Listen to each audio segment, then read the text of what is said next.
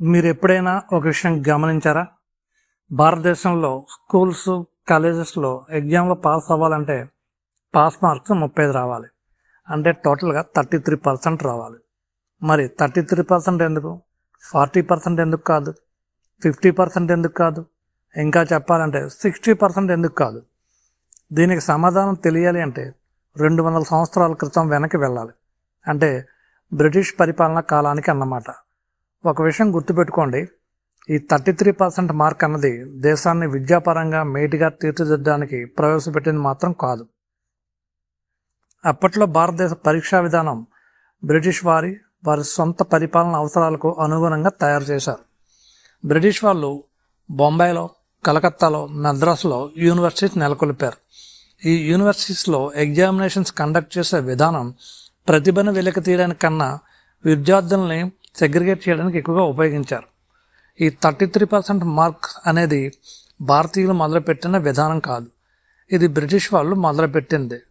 British వారి వద్ద పనిచేయడానికి అంటే క్లర్క్స్ గాను, ట్రాన్స్లేటర్స్ గాను, ఇంకా కింది స్థాయి ఉద్యోగాలకు ఎంపిక చేయడానికి ఈ విధానాన్ని ప్రవేశపెట్టారు.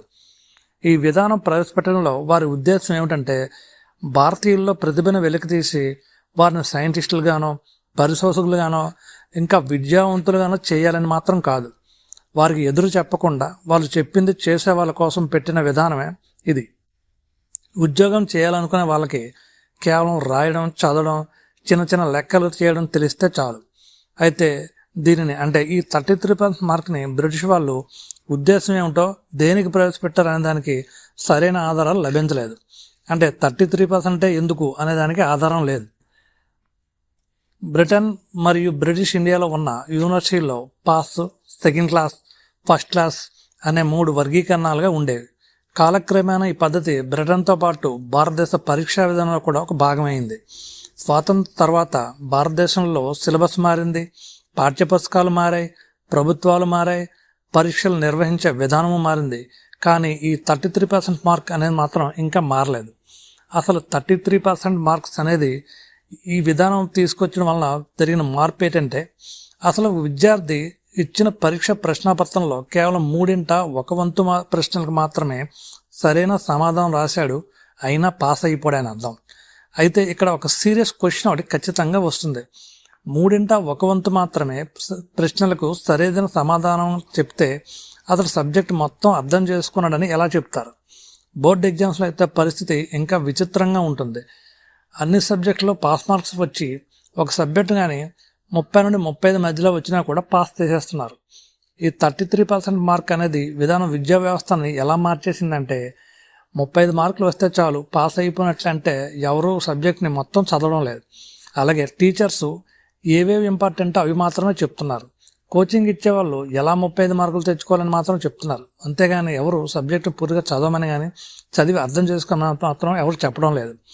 విచిత్రం ఏమిటంటే, ఏ దేశం అయితే ఈ సిస్టమ్ ప్రవేశపెట్టిందో ప్రస్తుతం ఆ దేశం దాన్ని ఎప్పుడో రద్దు చేసేసింది. యూకేలో పాస్ మార్క్స్ అనేది ప్రస్తుతం ప్రతి సంవత్సరం మారుతూ ఉంటుంది. ఎగ్జామ్ని క్లియర్ చేయడంలో ఉండే డిఫికల్టీని బట్టి మార్క్స్ని నిర్ణయిస్తున్నారు.